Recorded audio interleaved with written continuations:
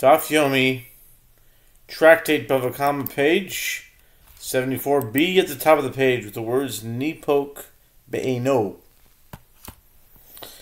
The slave should go free on account of his eye. And if he knocked out his tooth, he should go free on account of his tooth. And if the master both blinded his eye and knocked out his tooth, the slave should go free on account of both his eye and his tooth, without the master having to pay damages for the loss of the tooth. Abaye said to him in response, "With regard to your claim, the verse states, 'And if a man smites the eye of his slave or the eye of his maidservant and destroys it, he shall let him go free for his eye's sake.'" Exodus 21:26. The phrase "for his eye's sake" indicates, but not for the sake of both his eye and his tooth. The same can be inferred from the subsequent verse, "And if he smites out his bondman's tooth or his bondwoman's tooth, he shall let him go free for his tooth's sake." Exodus 21:27. The phrase "for his tooth's sake" indicates, but not for the sake of both his eye and his tooth. The Gemara returns to Rava's opinion that the contradiction of testimony is the start of determining that testimony is conspiring testimony. Rav Idi Bar Avin said, "We too can learn from the Mishnah that Rava's claim is correct. That Rava's claim is correctamundo, as it teaches in 72b, if one stole an ox or a sheep, as established based on the testimony of two witnesses, and he subsequently slaughtered the animal or sold it, also based on the testimony of the same witnesses, and these witnesses were found to be conspiring witnesses, these conspiring witnesses must pay everything, that is, not only the principal amount, but also the fourfold or fivefold payment." What? Is it not referring to a case where they testified concerning the theft and then testified concerning the slaughter, and they were subsequently rendered conspiring witnesses with regard to the theft and then were rendered conspiring witnesses with regard to the slaughter?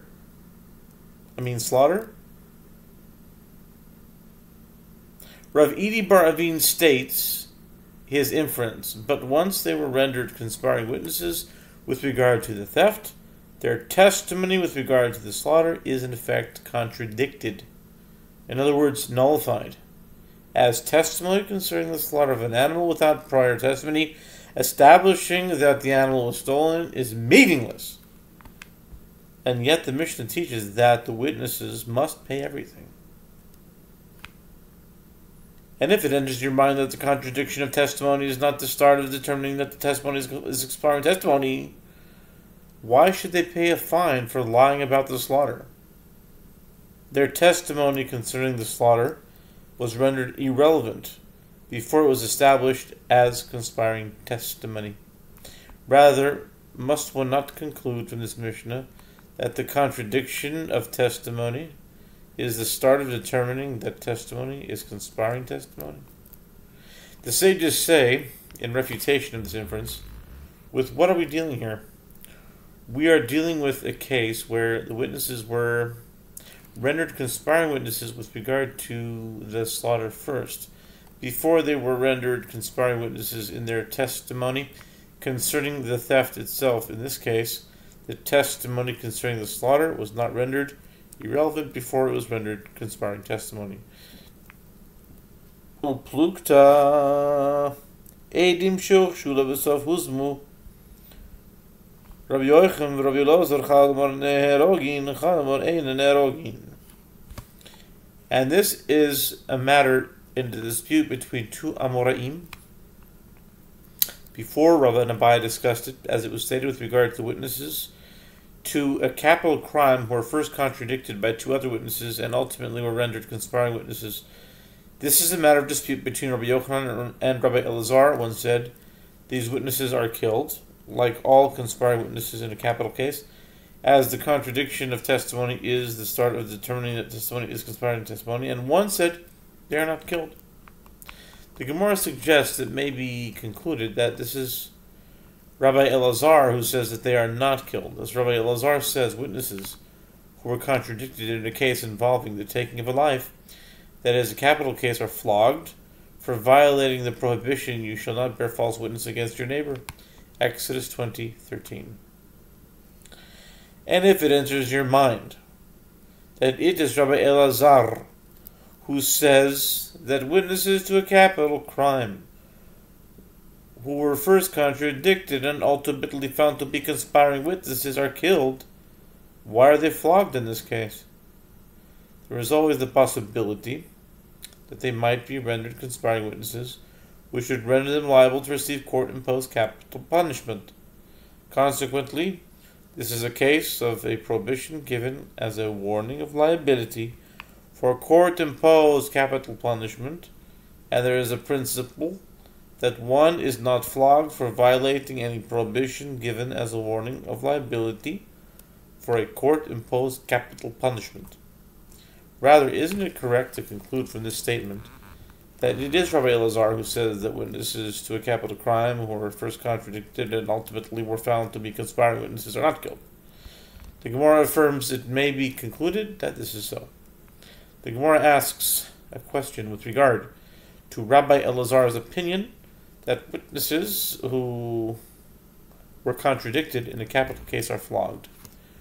Why are they flogged simply because their testimony was contradicted? They are two witnesses, and they are contradicted by two other witnesses. What do you see in the testimony of the second set of witnesses that leads you to rely on those witnesses to the extent that the first set of witnesses is flogged?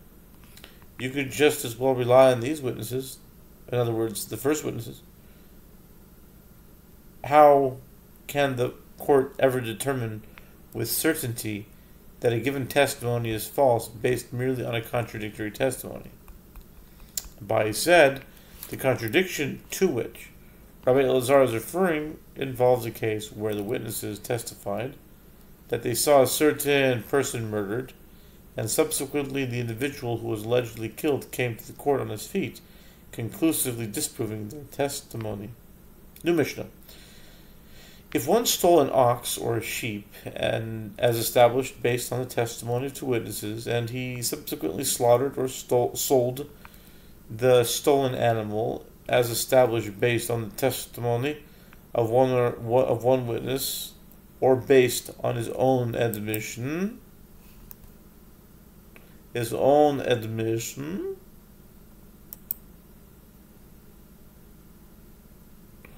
in other words, he himself admitted that he performed these acts without there being any witnesses of the testimony,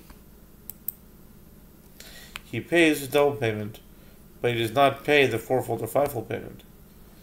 If one stole an animal and slaughtered it on Shabbat, which is a capital offense, or if he stole an animal and slaughtered it for the purpose of idol worship, or if he stole his father's animal, and subsequently his father died and afterward he slaughtered or sold it, or if he stole an animal and subsequently he consecrated it as an offering, and afterward he slaughtered it or sold it, in all these cases, the thief pays the double payment, but he does not pay the fourfold or fivefold payment.